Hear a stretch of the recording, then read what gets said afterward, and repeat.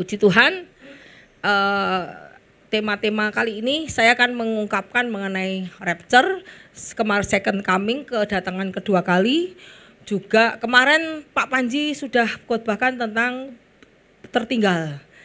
Dan mungkin Pak Budi juga akan mengkhotbahkan tentang the left behind, tapi tentang tribulation. Tribulasi itu apa yang terjadi jika Anda benar-benar tertinggal. Kalau kita berharap tidak ada yang tertinggal, tapi kalau tertinggal apa yang harus dilakukan?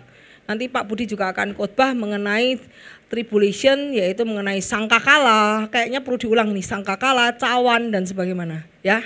Jadi kalau hari ini saya mengkhotbahkan bagaimana tanda-tanda zaman, bagaimana kenapa rapture, kenapa second coming, dan mengapa sih kok orang-orang bilang harus ini tanggal 24, 25 Feast of Trumpet. Kenapa sih itu benar atau enggak? Kita belajar di sini, kita sama-sama mempelajari, tetapi seperti kita tahu waktu dan hari tidak bisa manusia tentukan. Waktu dan hari tidak bisa diprediksi oleh manusia, tetapi hanya Tuhan yang tahu kapan mau datang. Tapi yang penting di sini kita ingat, kita siap bahwa kalau Tuhan datang malam ini. Siapa yang siap Tuhan datang malam ini? Kok gak ada yang angkat tangan ya? Nah, siap. Betul? Kalau Tuhan datang malam ini siap. Kamu gak bisa bilang, aduh Bu, anak saya masih kecil. Bu, suami saya belum ke gereja. Kalau kamu menunggu suamimu, kamu sama-sama tertinggal. Tetapi keselamatan hanya pada masing-masing. Tidak ada suami ikut istri, tidak ada suami bonceng istri, istri bonceng suami, tidak ada. Keselamatan adalah masalah pribadi masing-masing. Siapa yang siap, dia akan naik. Siapa yang tidak siap, dia akan ditinggal. Jadi kamu tidak bisa mengasihi keluargamu lebih daripada mengasihi Tuhan. Karena itu kekejian bagi Tuhan. Barang siapa mengasihi anaknya laki-laki, anaknya perempuan, saudaranya laki-laki, ayah ibunya, suaminya, istrinya lebih daripada Tuhan, engkau tidak layak untuk masuk kerajaan surga. Ya, kita harus mengasihi Tuhan lebih daripada semua di sekeliling kita. Karena kita tahu bahwa suami, istri, anak itu titipan daripada Tuhan. Amin. Ya, mari kita belajar. Saya akan di sini saya akan mempelajari. Kita akan mengkhotbahkan mengenai apa itu rapture, apa itu second coming. Karena harus ada rapture dulu, baru setelah itu second coming. Yuk lanjut. Kedatangan anak manusia dan perumpamaan tentang pohon ara. Kita berkutat ke Matius 24 ya. Langsung ke Matius 24 kita belajar ayatnya. Sebab sama seperti kilat memancar dari sebelah timur, meloncarkan cahayanya sampai ke barat, demikian pula kedatangan anak manusia.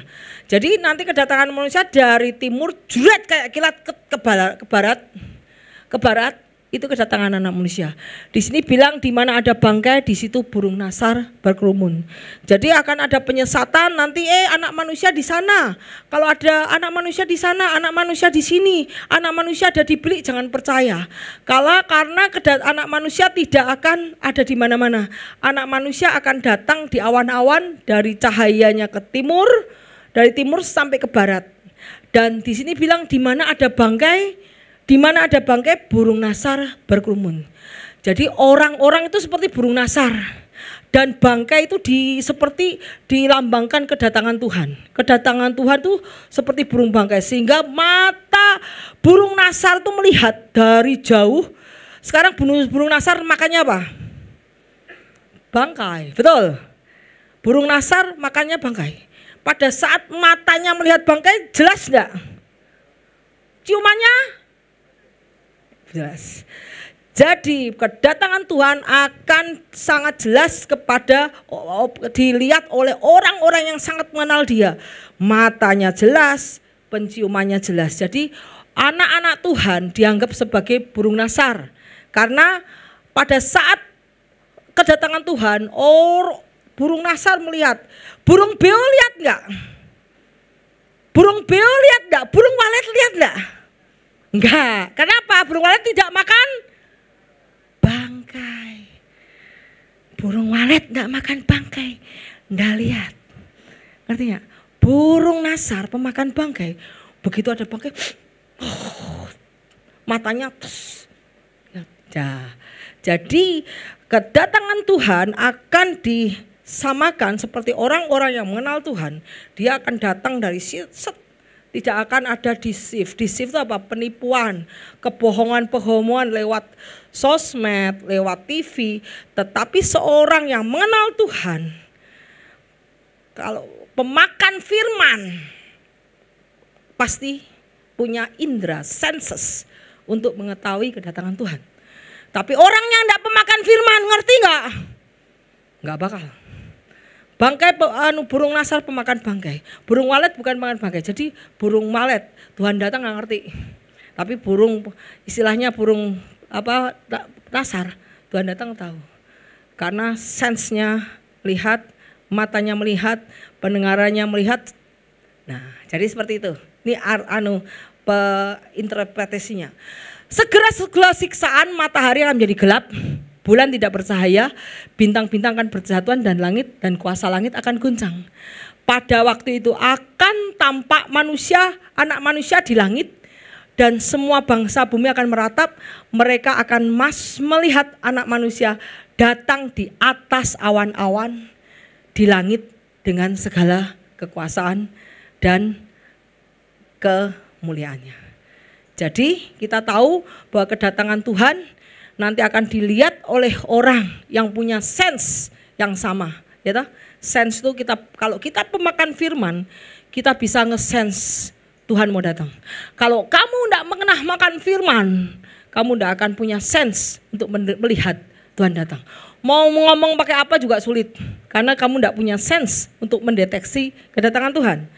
Ya, kemudian kita lihat bahwa nanti bakalnya akan matahari, akan ada darkness itu apa? Kegelapan.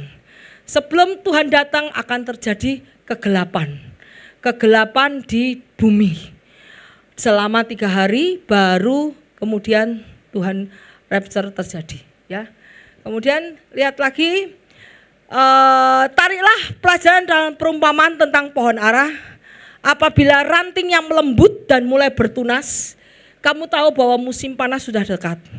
Di sini pohon ara disimbolkan oleh bangsa Israel.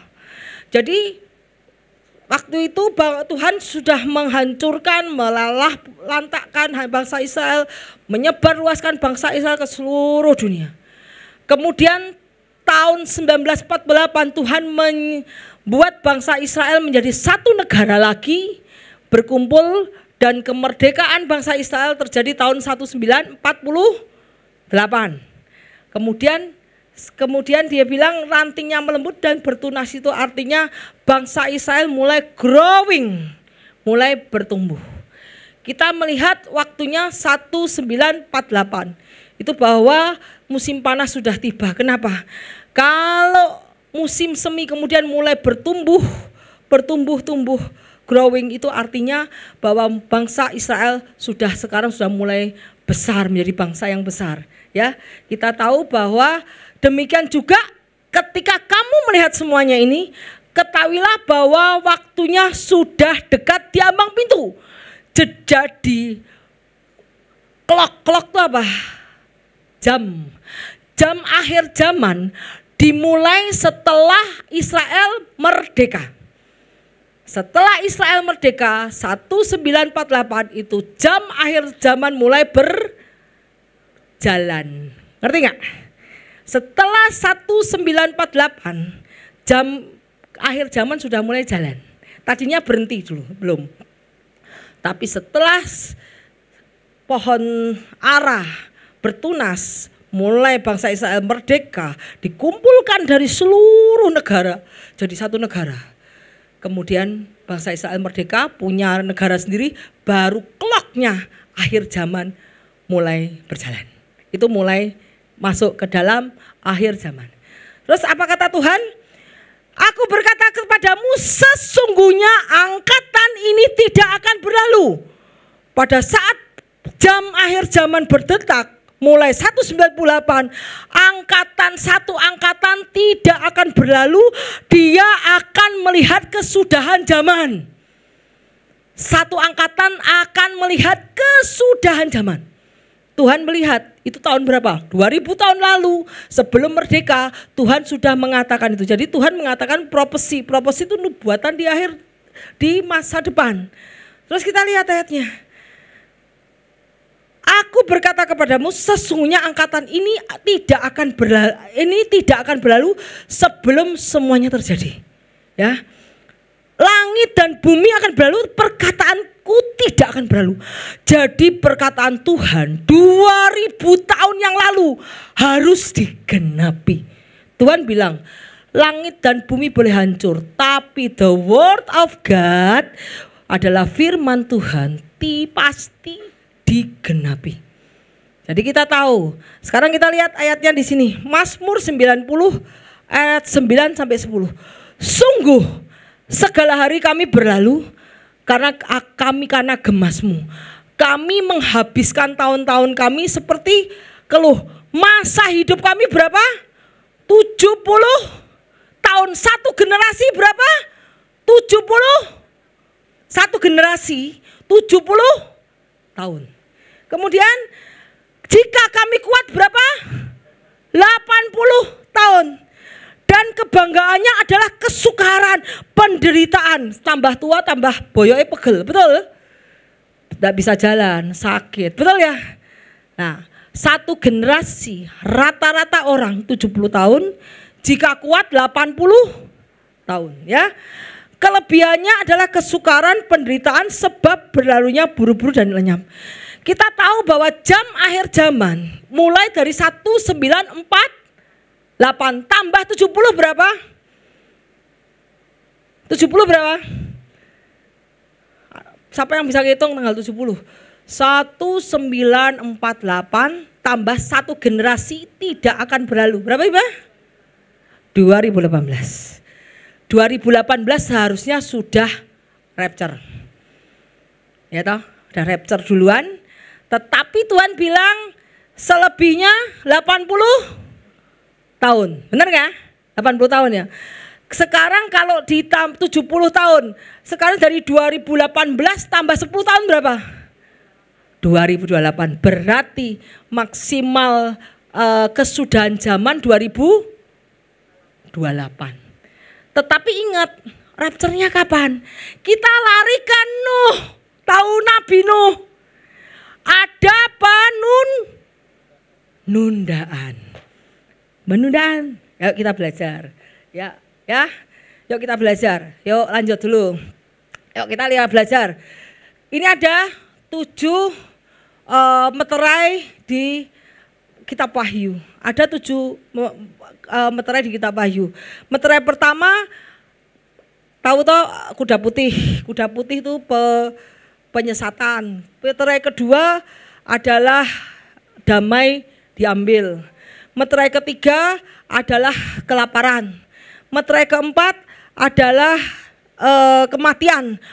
Lewat kelaparan, lewat perang. Terus meterai kelima adalah martir. Martir itu semua yang dikumpulkan dari Tuhan. Dari zaman perjanjian lama, dari zaman Adam dan Hawa. Sampai hari ini itu martir-martir dikumpulkan. Tuh harus ada jumlahnya. Jumlahnya pas martir-martir dikumpulkan, baru Tuhan vengeance. Vengeance itu apa? Balas dendam. Tuhan kok kami tuh mati demi engkau. Kok Tuhan kok diem saja? Katanya Tuhan yang maha adil. Kok kamu diem aja Tuhan? Ini darah kami tertumpah. Darah orang gak bersalah. Darah orang ditindas. Orang-orang yang jahat. Orang yang baik itu susah loh kalau di bumi. Bener loh susah loh. Orang yang sangat ngalah. Orang yang lemah lembut, orang yang tidak bisa marah, pokoknya yang ngalahan, yang baik itu kalau hidup di bumi itu susah loh. Hatinya tuh harus hancur tiap hari. Kenapa? Kalau mau gini, ngalah hancur lagi. Jadi orang baik itu kalau hidup di bumi itu susah. Kalau orang jahat enak dia sewena-wena karena dia tidak ada rasa empati, tidak ada rasa kasih, tidak ada rasa kasihan sama orang, tidak ada. Itu enak hidupnya. Tapi orang yang punya belas kasihan, rasa empati, suka melayani orang tuh banyak menderita. Makanya di sini Tuhan bilang orang-orang yang martir banyak yang dibunuh karena ketidakadilan.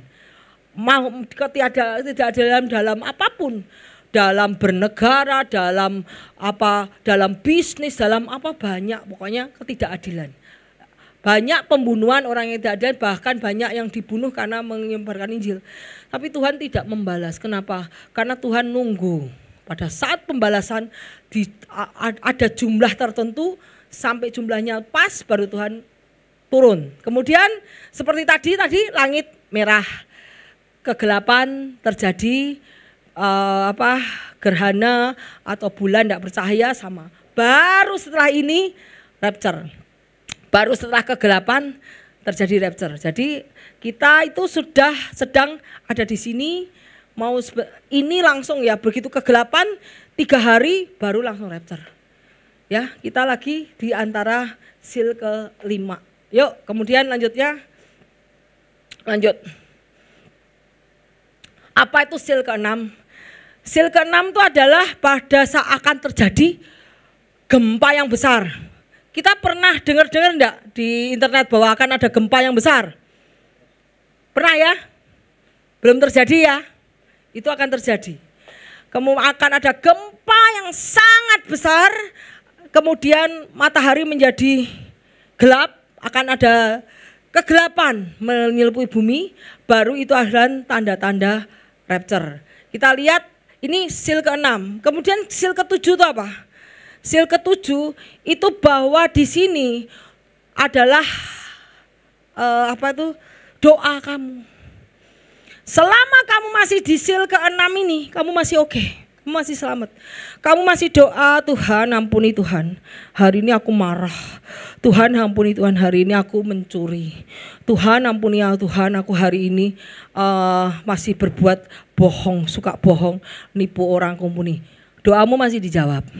Tetapi ingat, setelah seal ke-7, setelah terjadi darkness 3 hari, kemudian kamu belum bertobat, ini doa-doamu ini, kita baca ayatnya. Malaikat mengambil pedupaan, mengisi dengan api dari mezbah dan melemparkan di bumi, maka meledaklah bunyi guruh disertai galentar dan gempa bumi. Lah gempa buminya ini karena great earthquake ini tadi. Jadi jelas, jadi ingat pada saat terjadi darkness itu sebelum terjadi gempa bumi, ingat begitu tanda-tanda alam sudah kamu feeling sudah enak, kamu harus cepat-cepat berdoa. Karena pada saat Tuhan sudah melemparkan pedupaan itu ke bumi, doamu sudah tidak kanggo lagi, tidak kepake. Jadi istilahnya ini adalah doa orang-orang yang kamu minta pengampunan, kamu mendoain orang itu naik ke langit di hadapan Bapa. Itu pada saat seal ke-6. Dan kemudian ke-7 ini doa-doamu sudah mezbahnya untuk doa sudah dilemparkan ke bumi dan doamu sudah tidak lagi naik ke atas. Jadi doamu sudah tidak didengar Tuhan. Sudah selesai masa anugerah. Ya. Jadi pada saat seal ke-6 itu sudah ngeri, seal ke-7 itu sudah tidak bisa lagi, kamu sudah berdoa sudah bisa. Pada saat kita tertinggal, pada saat nanti misalnya ada pengangkatan benar banyak orang hilang, kamu mau doa pun tidak percuma. Kamu doa pun tidak akan ada jawaban. Karena mezbah untuk doa sudah dilempar ke bawah dan terjadilah ini bunyi guruh, halilintar, gempa bumi terjadi karena mezbahnya sudah dihancurkan di bumi. Sehingga doa-doa orang-orang sudah tidak lagi sama Tuhan. Yuk kemudian kita lihat, dan sekarang kamu tahu apa yang menahan Tuhan untuk tidak datang? Apa yang menahan supaya kejahatan tidak merajalela? Kenapa? Karena masih ada orang-orang kudus. Karena ada kita di sini yang masih punya Roh Kudus, sehingga kejahatan tidak merajalela, ya.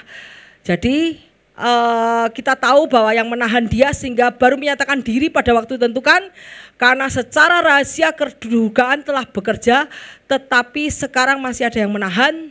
Kalau yang menahan itu disingkirkan, maka kejahatan, kenapa yang menahan? Yang menahan adalah gereja. Selama ada gereja di sini, selama ada gereja-gereja yang belum diangkat, the bride of Christ yang belum diangkat, kejahatan tidak bisa berkuasa. Tapi pada saat bride of Christ, orang-orang kudus rapture semua, saat itu Tuhan mulai melepaskan diri dan kejahatan yang akan menguasai bumi, ya. Jadi di sini kita lihat bahwa di sini adalah martir, five seal itu adalah meterai kelima adalah martir, meterai keenam itu adalah heavenly sign. Heavenly sign itu seperti guruh, guntur, gempa bumi, langit, jatuh, ini semua lah itu adalah heavenly sign. Dan silent in heaven itu apa? Diam di surga itu kenapa? Karena semua malaikat sedih. Karena bumi akan dihukum, ya. Pada saat bumi dihukum, pada saat peniupan trompet, kita orang-orang sudah tidak ada di bumi, sudah rapture semua. Jadi rapture itu terjadi pada saat seal ke-6 ini. Seal ke-6 itu sudah rapture semua. Kemudian seal ke-7 mulai peniupan trompet, ya. Oke, jadi kita tahu kita di mana nanti setelah ini judgment, penghukuman. Ini penghukuman atas bumi. Penghukuman atas bumi di sini. Ini di sini orang-orang masih bisa bertobat di sini. Di sini orang-orang masih bisa bertobat karena belum kena chip. Tapi di sini nanti orang-orang sudah tidak bisa bertobat. Karena kalau sudah dicip orang-orang tidak bisa bertobat. Kalau sudah kena chip orang-orang tidak bisa bertobat. Di sini belum terjadi chipping. Chipping nanti terjadi di sini. Nah, di sini seven bowl itu adalah hukuman Tuhan atas orang yang menerima tanda, ya. Kalau di sini hukuman Tuhan atas bumi, dunia, atas tanaman, atas semua bumi, juga orang-orangnya. Nah, nanti yang di seven bowl itu untuk orang yang sudah kena chip. Kalau orang sudah kena chip dia tidak bisa bertobat.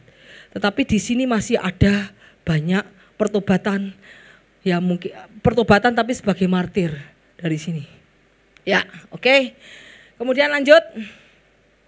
Nah, kita lihat tadi jadi ministry pelayanan Yesus itu semua melakukan hari raya Yahudi. Kita tahu bahwa hari raya Yahudi ada 1, 2, 3, 4, 5, 6, 7. 1, 2, 3, 4, 5, 6, 7. Hari raya Yahudi itu ada 7 hari raya Yahudi, dan sesuai dengan kitab di Imamat, Tuhan berkata kepada bangsa Israel, setiap tahun harus merayakan hari raya Yahudi. Setiap tahun harus dirayakan. Dan kita lihat apa sih, kenapa kok katanya harus datang ke Feast of Trumpet. Kita lihat bahwa Passover itu adalah Paskah, dirayakan enggak? Paskah dirayakan. Dan Paskah itu dirayakan sebagai ini ministry of Jesus, ya. Jadi Paskah itu dirayakan sebagai Yesus sebagai domba yang disembelih. Itu adalah Paskah. Yesus sebagai Passover lamb. Yesus sebagai domba Paskah yang akan disembelih. Jadi Paskah itu menandakan kematian Yesus. Yesus disalib, di kayu salib itu melambangkan Passover, Paskah. Kemudian unleavened bread itu perayaan roti tidak beragi. Itu adalah saat Yesus ada di tomb itu apa? Makam. Yesus 3 hari di makam. Itu adalah perayaan Yahudi melambangkan Yesus dikubur di makam selama 3 hari. Dikubur itu tubuh jasmani dia dikubur, ya toh, tapi dikuduskan lewat Kudus sehingga tubuhnya dia tidak decay. Decay itu apa ya? Decay itu tidak membusuk ya. Jadi ada 1, 2, 3, 4, 5, 6, 7 perayaan Yahudi yang harus dilakukan tiap tahun. Itu melambangkan ministry of Jesus. Jadi Paskah, kematian Yesus, kedua perayaan roti tidak beragi, Yesus dikubur di dalam kuburan selama 3 hari. Kemudian first fruit itu kebangkitan. Yesus bangkit dengan tubuh yang baru tetapi dia tidak busuk. Itu adalah melambangkan kebangkitan Yesus.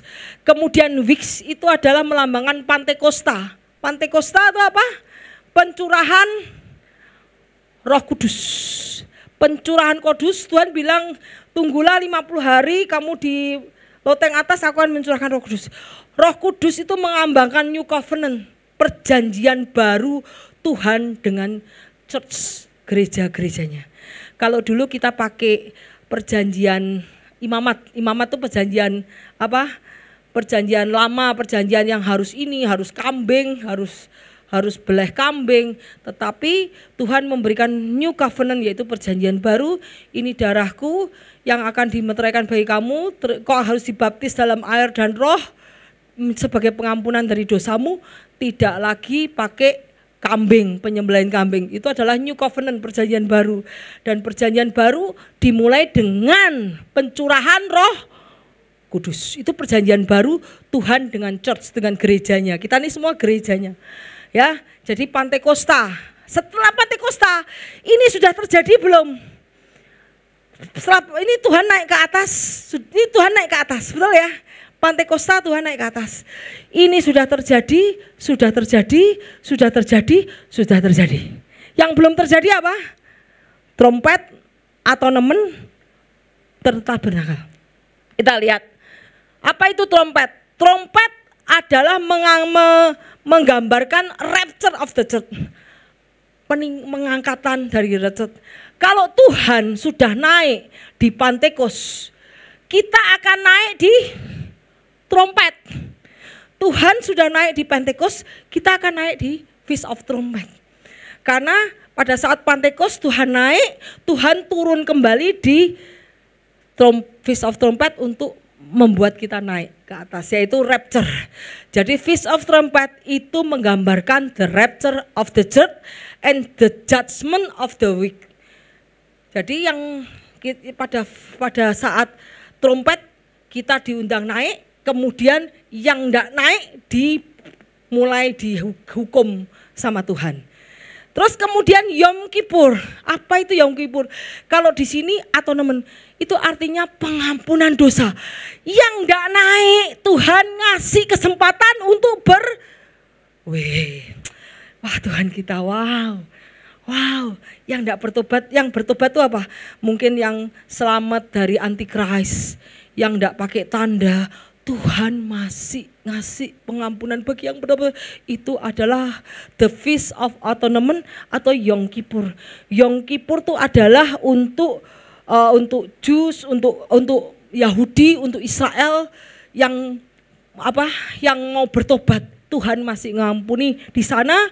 Tuhan datang di Yom Kippur itu ini adalah rapture, atonement itu adalah Tuhan datang second coming untuk mengumpulkan semua yang selamat di bumi, yang tidak menerima tandanya, yang ngumpet, yang bersembunyi-sembunyi dikumpulkan sama Tuhan. Kedatangannya Tuhan menghabisi musuh-musuhnya, dikumpulkan, diampuni sama Tuhan.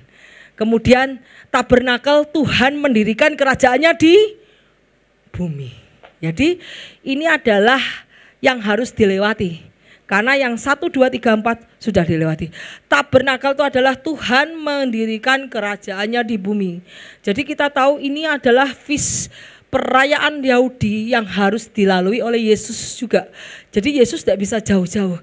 Jadi Passover, Yesus disalib, Yesus dikubur, Feast of Yesus bangkit dari kubur, Pantekos Yesus naik ke surga.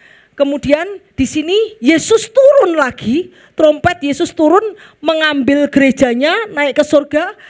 atau nemen Yesus second coming untuk mengambil sisa-sisa yang masih mau bertobat. Kemudian Yesus mendirikan tabernakel tuh, Yesus mendirikan kerajaan di bumi bersama-sama dengan manusia. Jadi kenapa kok harus Feast of Trumpet? Ternyata ini adalah feast yang harus kita lalui. Ya, sedangkan ini terjadi di spring, ini terjadi di fall. Makanya Tuhan bilang jika itu sudah melembut, pohon ara sudah mulai growing. Jadi itu terjadinya di fall ya, di musim semi. Yuk kita kemudian ini sama aja. Yuk kita lanjut. Nah, kita lihat tanda-tandanya kedatangan sudah sangat dekat. Tanda tanyanya sudah dekat, yaitu negara Israel sudah terbentuk kembali tahun 1948. Jadi clocknya akhir zaman sudah mulai berjalan. Krisis di Timur Tengah, peperangan, ekonomi global, kehancuran ekonomi, goncangan dunia semakin sering dalam skala besar, gempa bumi, ini masih tanda-tanda. Guru palsu, mesias palsu, roh penyesatan, propaganda, LGBT, abortion, marijuana dilegalkan. Contoh di Thailand, kemarin saya di Thailand tuh ya, nginep di hotel sini kolam renang, sebelah hotelnya, sebelah kolam ada toko marijuana. Yang masuk ke kolam tuh pada smoke marijuana. Saya ngeliat jadi kita nggak ikut berenang karena lihatnya ternyata marijuana sudah dianggap kayak rokok biasa. Itu di Thailand. Kemudian pembangunan bait Allah ketiga, lembu merah, kedurhakaan, kejahatan semakin bertambah, saling menyerahkan, kasih menjadi dingin, sudah terbentuk one world religion yaitu Krislam, sekarang sudah terbentuk. Kemudian bangsa melawan bangsa, kerajaan melawan kerajaan, penganiayaan, kelaparan, kekeringan. Tuhan memberikan spirit of delusion. Delusion itu spirit kebohongan, percaya kepada bohong. Kalau orang sekarang kita lihat, kita kalau cerita tentang Alkitab, banyak orang yang tidak percaya, betul nggak? Tidak percaya, itu berarti orang itu tidak akan diselamatkan. Karena Tuhan memberikan spirit of delusion, yaitu percaya. Kalau kamu dikasih kebenaran, tapi masih bandel, tidak percaya, Tuhan akan membuat orang itu tidak percaya sama sekali sama kebenaran. Malah percaya yang bohong-bohong, yang lies. Ya. Jadi orang binasa karena menolak kebenaran dan untuk diselamatkan. Mereka lebih percaya kepada kebohongan, dan mereka semua dihukum karena mereka lebih menyukai kejahatan daripada kebenaran. Orang yang tidak mau berubah itu adalah orang yang tidak diselamatkan. Mereka tidak mau berubah untuk berbuat baik, itu orang yang tidak diselamatkan. Karena kalau mereka sudah dikasih tahu sekali, 2 kali, 3 kali Tuhan ngasih roh yang menyebabkan dia percaya kepada bohong. Roh, namanya roh of delusion. Kemudian seluruh dunia sudah mendengar Injil via sosmed. Spirit division, nanti akan terjadi kelompok golongan orang yang percaya, tidak percaya. Golongan pengejek ya, golongan pengejek. Saya aja sudah tidak bisa ngumpul sama beberapa orang. Karena ada orang yang tidak percaya rapture, ada orang yang tidak percaya second coming. Tidak ada yang tidak percaya, sehingga kita juga akan dibuat division. Division itu jadi dipecah belah. Yang percaya, tidak percaya. Kita ingat 5 gadis pandai, 5 gadis bodoh juga ada division. Yang tertinggal dan yang tidak tertinggal, ya, ada division. Kemudian kita lihat di Nuh, bagaimana Nuh memberitakan 120 tahun, hanya 8 yang masuk ke dalam bahtera.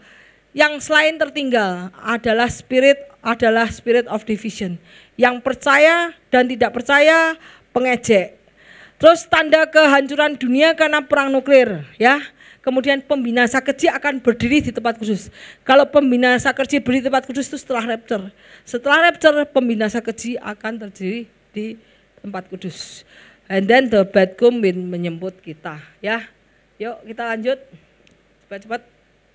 Terus apa itu Feast of Trumpet? Saya kan tanya tadi, Feast of Trumpet itu adalah rapture. Apa itu fungsi secara spiritual? Hari raya Rosh Hasanah itu apa? Atau Feast of Trumpet itu apa? Kita tahu bahwa Feast of Trumpet itu adalah kebangkitan orang mati. 1 Korintus 15 ayat 51 ayat 54. Sesungguhnya aku menyatakan kepadamu suatu rahasia, kita tidak akan mati semua, tapi kita semuanya akan diubah dalam sekejap mata pada waktu nafiri terakhir. Nafiri itu apa? Trompet terakhir. Bahasa Inggrisnya last trump. Last trump itu trompet terakhir. Makanya namanya Feast of Trumpet. Pada saat penyuarakan trompet terakhir, nanti setiap orang akan diubah sekejap mata. Sebab nafiri akan berbunyi, orang mati akan dibangkitkan dalam keadaan yang tidak binasa, kita semua akan diubah. Karena yang dapat binasa harus mengenakan yang tidak dapat binasa. Yang dapat mati harus mengenakan yang tidak mati. Untuk menuju ke surga, untuk diangkat, Tuhan harus mati enggak? Tuhan naik surga dia mati dulu enggak? Mati dulu. Jasmani dia harus matikan dulu di kubur. Tetapi nanti kita, jasmani kita akan dirubah menjadi tubuh kemuliaan pada saat trompet terakhir. Pada saat trompet terakhir akan diubah ya. Jadi tubuh dan darah itu tidak bisa masuk kerajaan surga. Jadi yang harus adalah tubuh kemuliaan. Yesus naik ke surga setelah tubuh jasmaninya mati. Setelah disalib tubuh jasmaninya mati, kemudian Yesus berubah menjadi tubuh kemuliaan dan naik ke surga. Tubuh jasmani kita juga harus diubah untuk dapat bertemu Tuhan. Makanya di sini bilang bahwa pada trompet terakhir nanti orang mati dibangkitkan dalam keadaan tidak dapat mati lagi seperti Yesus, dan kita semua akan diubah menjadi tubuh kemuliaan untuk naik ke surga.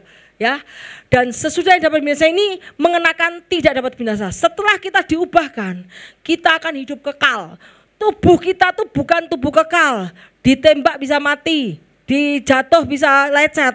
Tetapi pada saat kita diubahkan menjadi tubuh kemuliaan, kita tidak akan bisa mati, menjadi tubuh kekekalan. Dan itu nanti akan terjadi pada saat rapture, pada saat bunyi trompet terakhir. Karena pada Feast of Trumpet itu ada berapa trompet bunyi, kalau nggak salah 8 gitu 8 trompet lah, the last trump, trompet yang terakhir akan terjadi perubahan tubuh. Kemudian 1 Tesalonika 4 ayat 16-17, sebab pada waktu tanda diberi, pada waktu penghulu malaikat berseru, sangkakala Allah berbunyi. Sangkakala Allah berbunyi. Lah, yang sangkakala Allah bukan orang Israel ini yang meniupkan trompet. Orang Israel memang melakukan perayaan dengan peniupan trompet. Tetapi pada saat peniupan trompet juga, trompet Allah juga berbunyi, maka Tuhan akan mengumpulkan seluruh dunia untuk rapture. Maka Tuhan sendiri akan turun dari surga dan mereka yang mati dalam Kristus bangkit. Jadi nanti malaikat-malaikatnya akan meniupkan trompet, Tuhan sendiri turun menjemput menjemput the bride, menjemput gerejanya, dan yang mati dalam Kristus bangkit. Sesudah itu kita yang hidup, yang masih tinggal akan diangkat bersama-sama dengan mereka di dalam awan menyongsong Tuhan di angkasa. Kita akan hidup bersama-sama dengan Tuhan. Ya, ini adalah mengenai apa artinya Feast of Trumpet. Feast of Trumpet mengartikan bahwa rapture akan terjadi, kebangkitan orang mati, bahwa tubuh kita sudah dikuduskan oleh firman Tuhan, diampuni oleh Tuhan. Kita ada waktu Tuhan untuk mengampuni orang-orang Israel, mengampuni umatnya itu pada saat Feast of Trumpet. Ya, yuk kemudian lanjut kita lihat lagi setelah kebangkitan orang mati. Kedua, apa arti Feast of Trumpet? Adalah kedatangan kerajaan Tuhan di dunia. Matius 24, ia akan menyuruh keluar malaikatnya dan meniup sangkakala trompet lagi. Tuhan akan menyuruh malaikatnya untuk meniup trompet, untuk mengumpulkan orang pilihannya dari keempat penjuru langit. Ya. Kemudian kita lihat di Wahyu 11, lalu malaikat yang ketujuh meniup sangkakalanya, dan terdengarlah suara nyaring pemerintahan di atas dunia dipegang oleh Tuhan kita dan Dia yang diurapinya, dan Ia akan memerintah sebagai raja selama-lamanya. Jadi Tuhan mulai mengumpulkan residen itu apa ya? Penduduk. Tuhan sudah membuat kerajaan. Tuhan sudah menyiapkan kerajaan. Tuhan sudah membuat perjamuan kawin anak domba. Jadi Tuhan mulai mengumpulkan orang-orang yang datang di perjamuan anak domba, dan Tuhan mengumpulkan orang-orang di kerajaannya, ya. Jadi pemerintahan atas dunia dipegang oleh Tuhan kita, dan orang-orang yang rapture, orang-orang yang dipanggil ke perjamuan kawin, orang-orang yang rapture itu akan menjadi pemerintahan Tuhan nanti di dunia. Maka kalau kita setia sampai akhir, kita akan memerintah bersama-sama dengan Tuhan. Bukan jadi rakyat jelata, tapi kita ikut memerintah, ya. Kemudian tiuplah sangkakala di Sion dan berteriaklah di gunungku yang kudus, biar gemetar seluruh penduduk negeri, sebab hari Tuhan sudah datang. Jadi Feast of Trumpet itu festival menantikan kedatangan Yesus, ya. Kemudian menentukan waktu.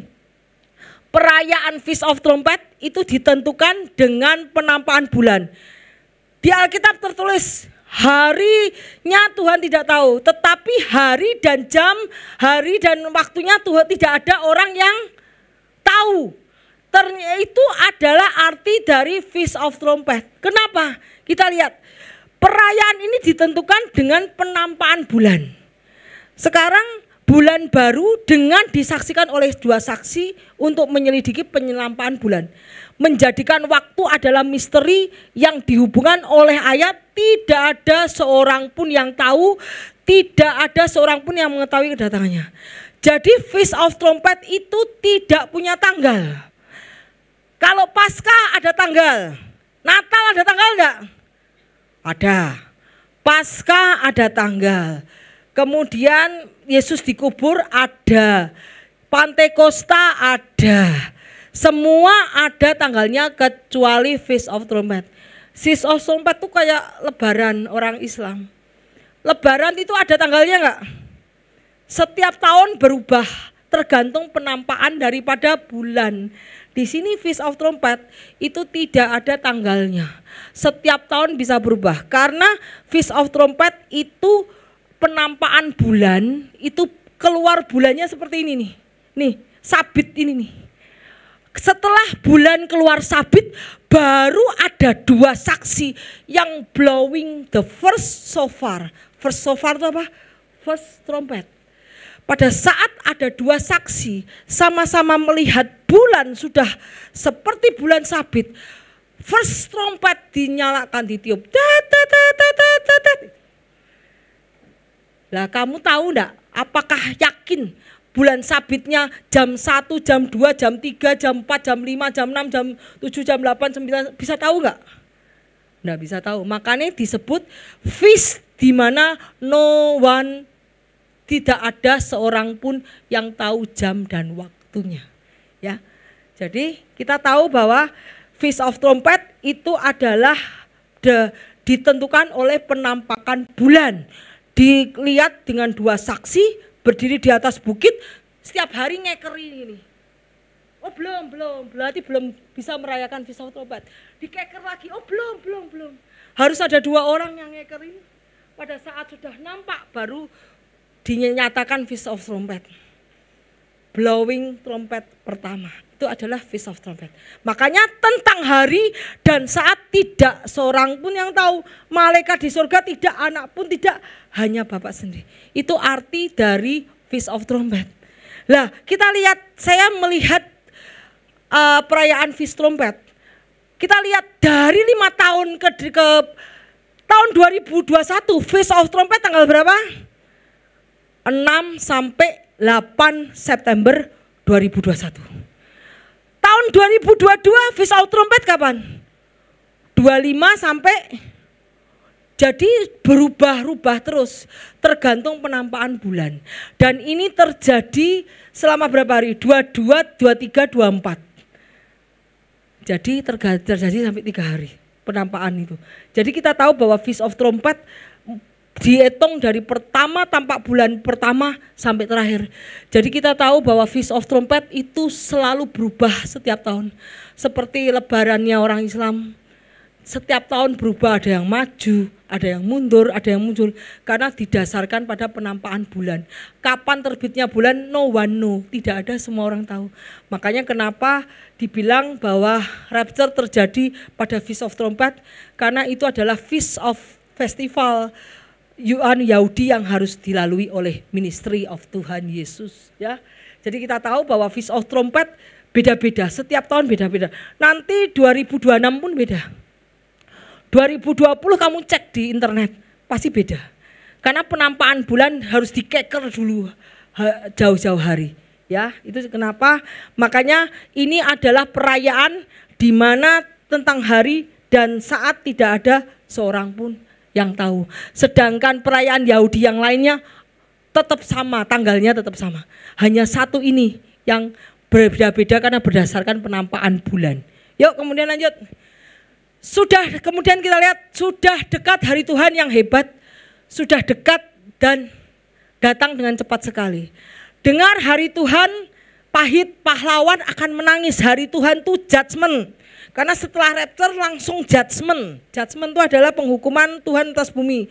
Hari kegemasan hari ini, hari kesusahan, hari kesulitan, hari kemusnahan, hari pemusnahan, hari kegelapan, kesuruman, hari berawan dan kelam.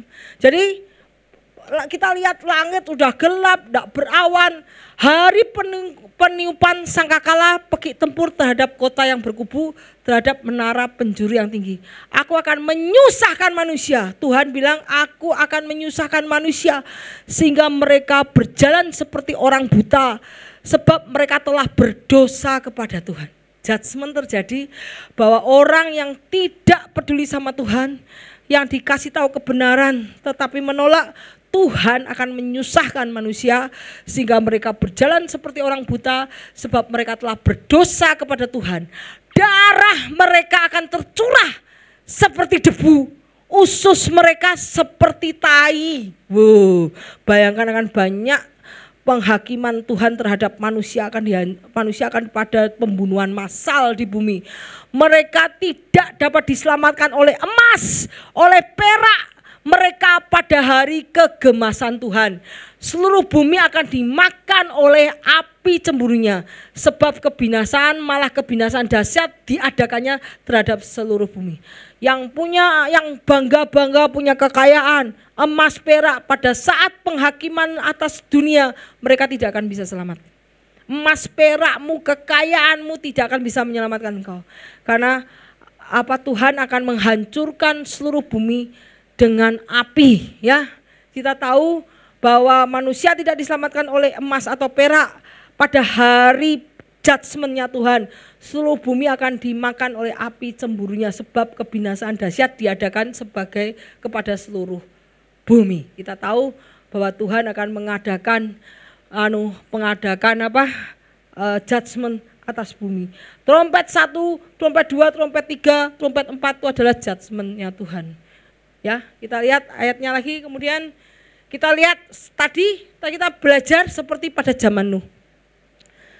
Tetapi tadi saya bilang, tetapi tentang hari dan saat tidak seorang pun yang tahu. Malaikat di surga tidak tahu, anak pun tidak, hanya Bapa sendiri. Jadi ini tadi seperti Feast of Trumpet. Feast of Trumpet itu adalah tanggalnya tidak tahu, kapan tahu, lihat bulannya, jedulnya kapan. Ya. Sebab sebagaimana halnya pada zaman Nuh, demikian pula halnya pada kedatangan anak manusia. Sebab sebagaimana mereka pada zaman itu makan dan minum, kawin dan mengawinkan, sampai pada hari Nuh masuk dalam bahtera. Jadi pada zaman Nuh mereka tetap makan, minum, bekerja seperti biasa sampai Nuh masuk ke dalam bahtera. Mereka tidak tahu sesuatu sebelum air bah datang melenyapkan mereka semua. Seperti itulah kedatangan anak manusia. Ya. Kita lihat pada saat Nuh masuk ke dalam bahtera, langsung turun hujan enggak? Langsung air bah enggak? Tidak. Kita tahu bahwa pada saat Nuh masuk ke dalam bahtera terjadi penundaan. Ibu tadi bilang tuh terjadi penundaan. Kita lihat ayatnya di Kejadian 7 ayat 4 sampai 7, 10, 16. 7 hari lagi aku akan menurunkan hujan ke atas bumi 40 hari 40 malam lamanya. Aku akan menghapuskan dari bumi segala yang ada yang kujadikan. Masuklah Nuh ke dalam bahtera bersama dengan anak-anaknya dan istrinya, istri anak-anaknya karena air bah itu. Jadi Nuh itu masuk ke bahtera sama keluarganya dulu di dalam bahtera. Tapi hujan belum turun. Kemudian lihat, setelah 7 hari, berarti Nuh sama keluarga 7 hari di dalam bahtera dulu, baru 7 hari didatangkan air bah. Setelah 7 hari datanglah air bah meliputi bumi. Tuhan menutup bahtera itu di belakang Nuh. Nuh masuk dulu ke dalam bahtera, ya, dibuka bahteranya. Ayo, yang masih mau datang ke bahtera mau, itu namanya masa anugerah, masa penundaan supaya semua orang selamat. Ditunda, bahtera sudah siapkan. Nuh orang yang percaya sudah selamat, tetapi Tuhan masih memanggil orang-orang untuk masuk ke bahtera. Terjadi penundaan 7 hari. 7 hari, kemudian setelah tidak ada yang masuk, Tuhan menutup, baru 7 hari kemudian, 7 hari kemudian datanglah air bah meliputi bumi. Tuhan menutup pintu bahtera di belakang Nuh. Ya, kita tahu tadi ada penundaan 7 hari. 7 hari itu sama seperti 7 tahun. Jadi kita tahu tadi 48 tambah 70 ya. 70 ya tadi 2018 ya. Tambah penundaan 7 tahun berapa? 148 tambah 7, satu generasi 70 atau 80 70. Kemudian tambah penundaan 7 tahun berapa? 2025. 1948 tambah 70 tambah penundaan 7 tahun. 2025. Berarti tahun ini Tuhan mau datang. Kalau menurut hitungan ini. Ya, kita lihat, kita siap. Ingat, kalau tidak percaya, kalau tidak percayaan juga tidak masuk ke surga. Supaya kamu percaya, kita minta bantuan Roh Kudus. Roh Kudus, aku minta rohmu supaya aku bisa mengerti tentang akhir zaman. Nanti Tuhan akan membukakan segala the secret, rahasia yang tersembunyi.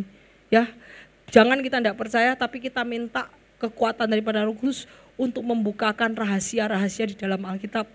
Sehingga mata kita bisa seperti tadi, burung nasar, melihat bangkai langsung matanya lihat, pendengarannya lihat, penciumannya lihat, ya. Kita minta daripada Roh Kudus untuk bisa mempercayai. Yuk, kemudian lanjut. Karena itu berjagalah, sebab kamu tidak tahu pada hari Tuhanmu datang. Ketahuilah jika tuan rumah tahu pada waktu mana pada malam hari pencuri akan datang, sudahlah pasti ia berjaga-jaga, tidak membiarkan rumahnya dibongkar. Sebab itu kamu siap sedia, sebab anak manusia datang pada saat tidak kamu duga. Siapakah hamba yang setia bijaksana yang diangkat oleh tuannya, oleh orang-orangnya untuk memberikan mereka makanan pada waktunya? Berbahagialah hamba yang didapati tuannya melakukan tugasnya ketika Tuhan itu datang. Jadi pada saat Yesus datang, kita lagi ngapain? Pada saat Tuhan datang untuk menjemput kita, apa yang kita kerjakan terakhir kali? Itu menjadi titik penting kita untuk berangkat bertemu Tuhan.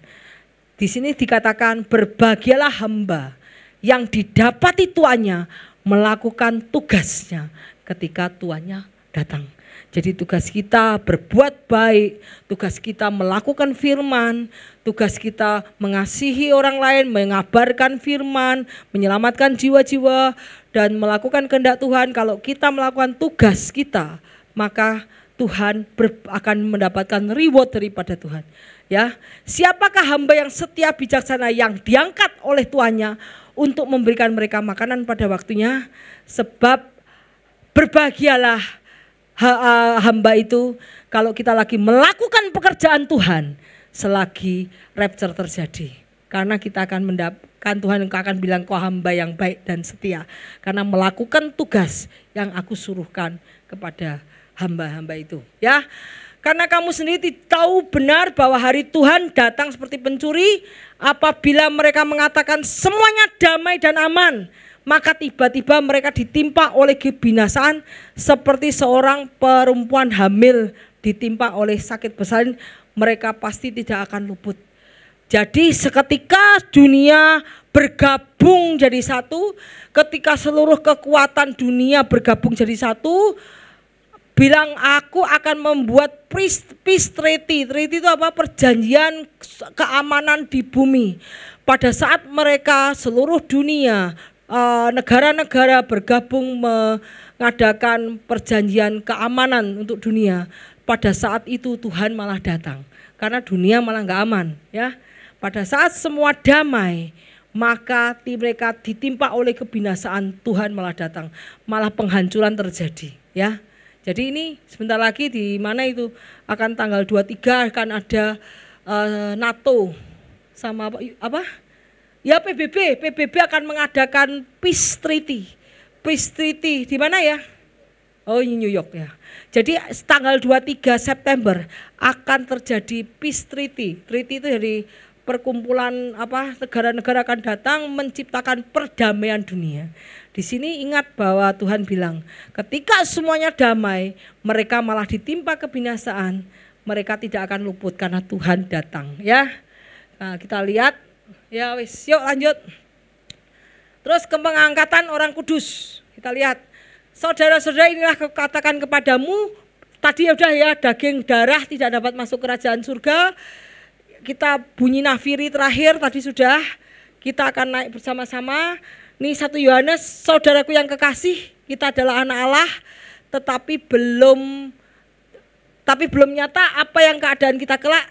Tetapi kita tahu bahwa pada saat Kristus menyatakan dirinya, kita menjadi sama seperti Dia. Kita akan melihat Dia dalam keadaannya yang sebenarnya. Pada saat Yesus datang menjemput kita dengan glorious body, dengan kemuliaannya, kita pun akan diubah menjadi sama dengan Kristus.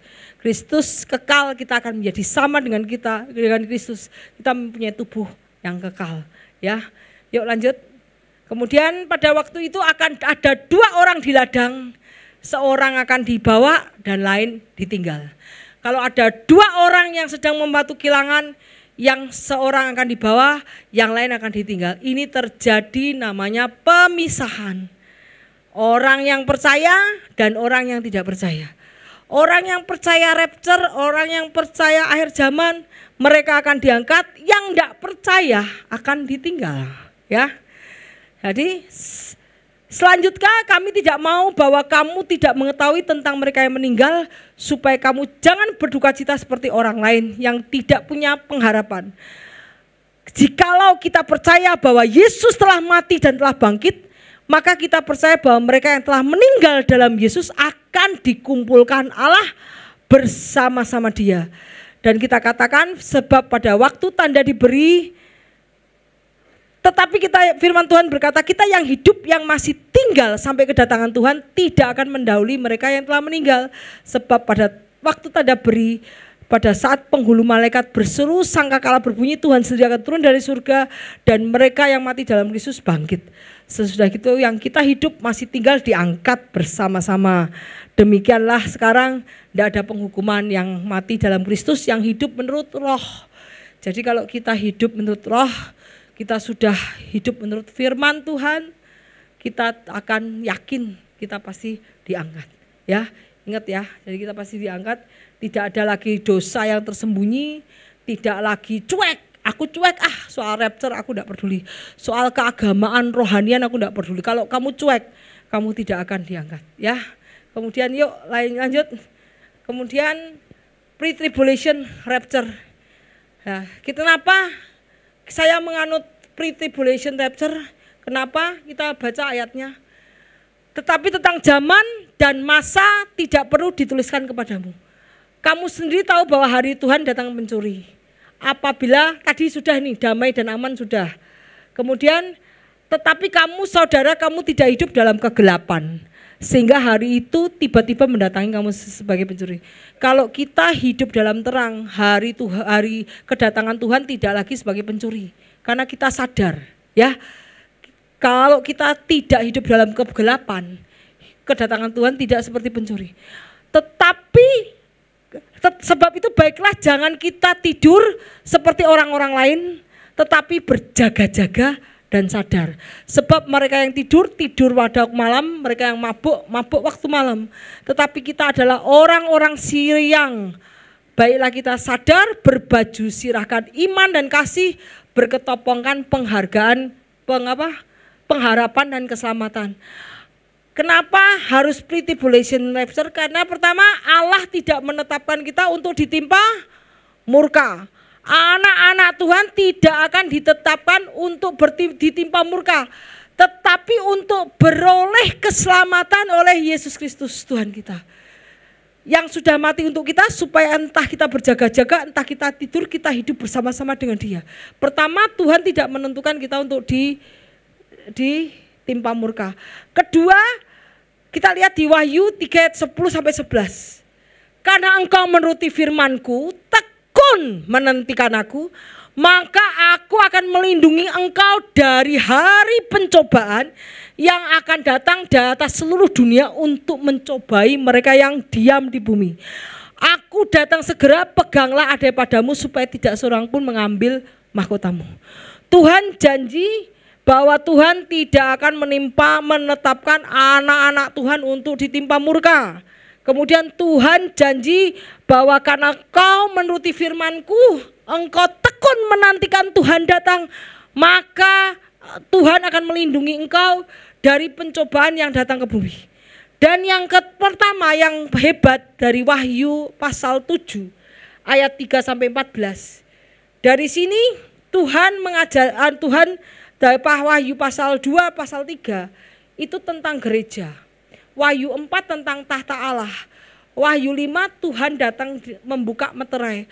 Wahyu kemudian kita lihat Wahyu 7 gereja sudah naik. Gereja sudah di surga. Kita lihat ayatnya, dan seorang dari antara tua berkata, siapakah yang memakai baju putih dan dari manakah mereka datang? Jawab mereka, Tuanku. Ia berkata kepadaku, mereka adalah orang yang keluar dari kesusahan besar. Mereka telah mencuci jubah mereka dan membuatnya putih di dalam darah anak domba. Jadi kita tahu pada saat di dunia ditimpa hukuman, Tuhan sudah mengangkat mereka dan akan banyak orang di Wahyu 7 akan banyak orang di surga. Dan Wahyu 8 apa? Sangkakala penghukuman.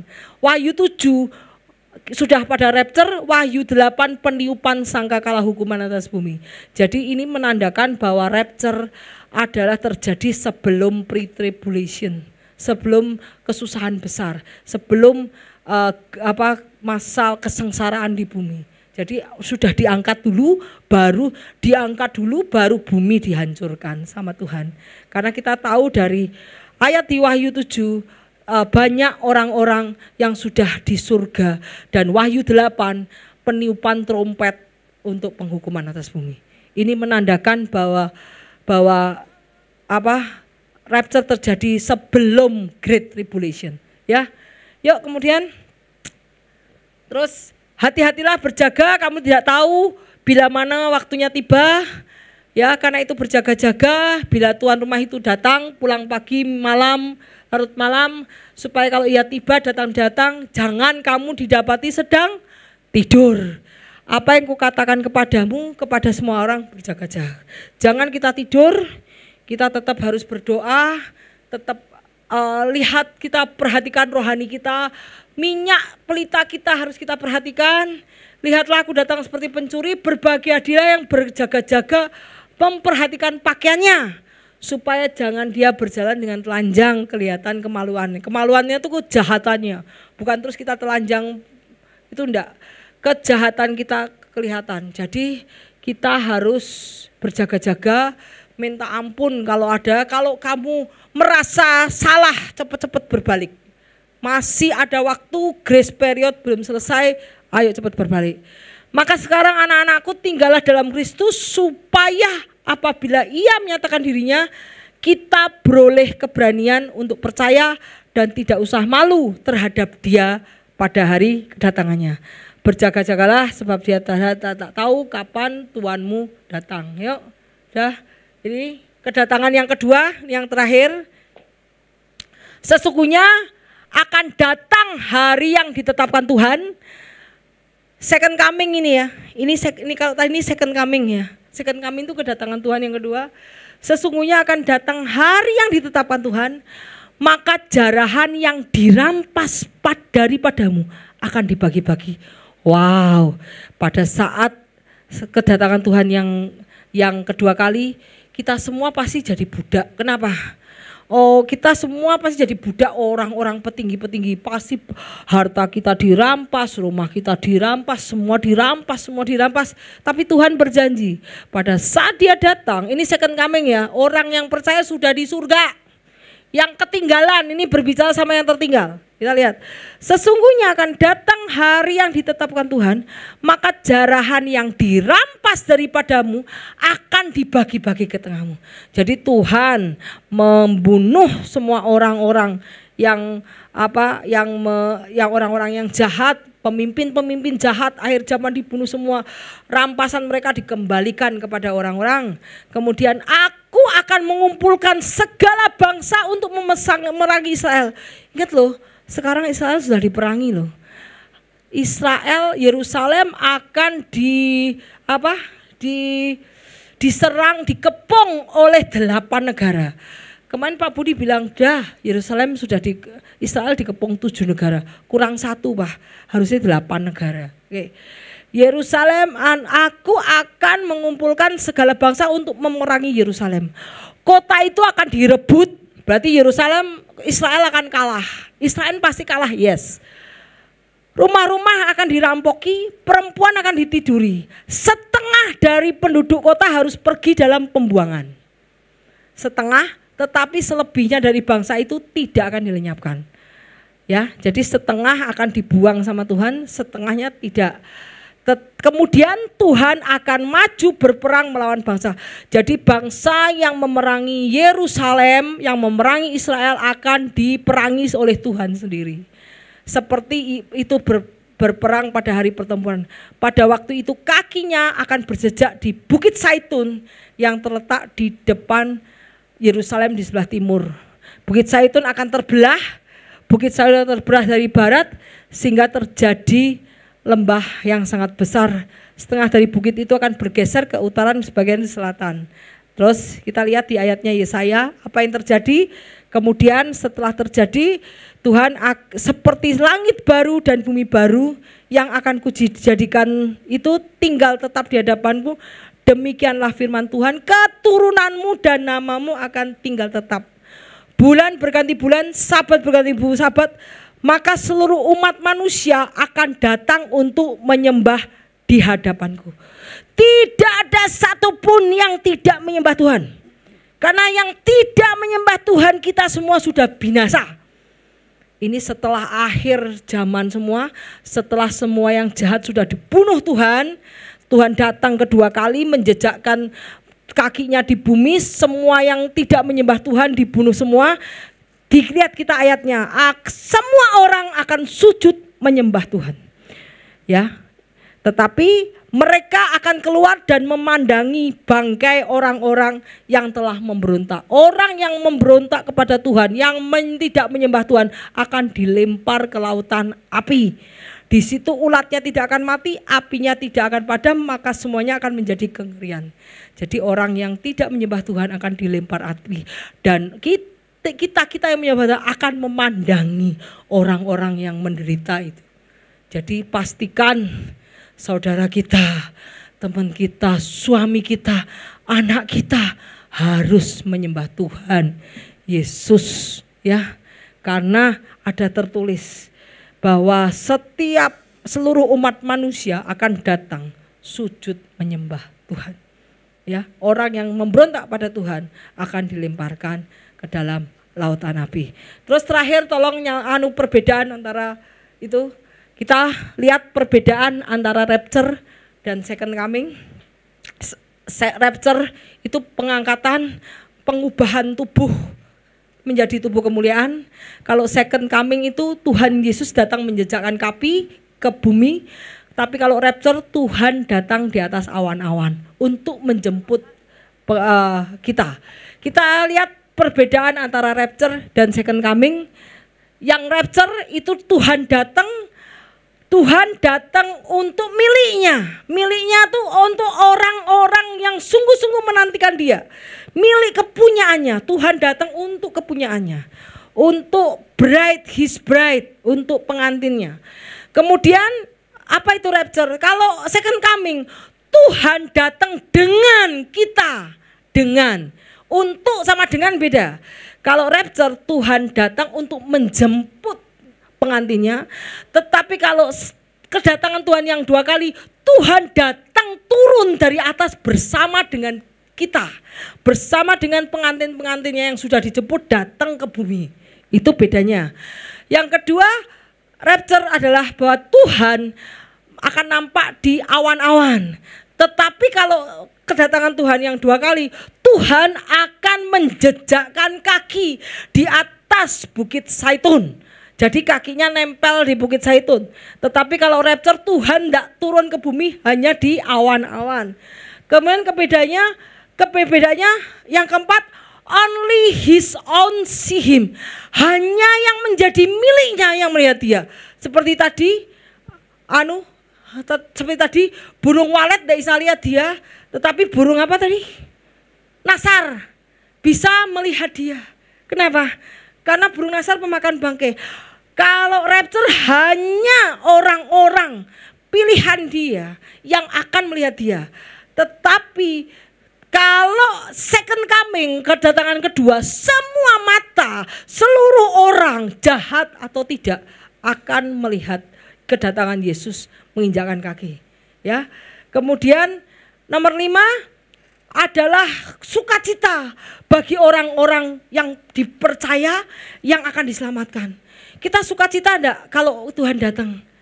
Pasti sukacita karena kita tahu bahwa itu adalah keselamatan. Kalau di bumi pasti kita enggak selamat. Kenapa? Karena masih ada antikris dan penyisaan dan sebagainya. Tapi kita sukacita pada saat Tuhan menjemput. Tetapi kalau second coming, kedatangan kedua kali adalah ketakutan bagi orang yang tertinggal, karena mereka semua akan dibunuh oleh Tuhan, pedang Tuhan, ya. Kemudian yang kalau rapture ada tiba-tiba hilang disebut itu jadi secara diam-diam orang hilang. Jadi kalau rapture secara diam-diam orang hilang. Tetapi kalau second coming itu semua dari surga yang turun kelihatan. Jadi pengantin-pengantin Tuhan, jadi orang-orang yang diangkat nanti akan turun ke bumi dan dilihat oleh banyak orang bersama pasukan Tuhan. Kemudian yang ketujuh, focus is on the Lord and his church. Kalau Tuhan datang sebagai rapture, itu fokus kepada kita yang diangkat, fokus kepada setiap orang yang percaya. Tetapi pada saat kedatangannya yang kedua kali, fokus kepada Israel dan fokus kepada kerajaan yang akan dibangun di bumi, ya. Jadi ada perbedaan antara rapture dengan kedatangan dua kali. Kalau Tuhan datang kedua kali untuk mendirikan kerajaannya. Tetapi kalau Tuhan datang pada saat rapture untuk mengangkat kita, untuk menyelamatkan kita dari pencobaan di bumi, ya. Jadi saya kira itu pembelajaran tentang rapture dan second coming. Mungkin minggu depan nanti gembala kita yang akan menjelaskan tentang apa yang terjadi di dunia ini pada zaman di saat darkness berkuasa. Kita tetap harus bertahan di dalam iman supaya kita semua ketemu di surga, karena hanya sukacita damai sejahtera bersama Tuhan, hanya ada keselamatan hanya di dalam Kristus Yesus, bukan di dunia ini.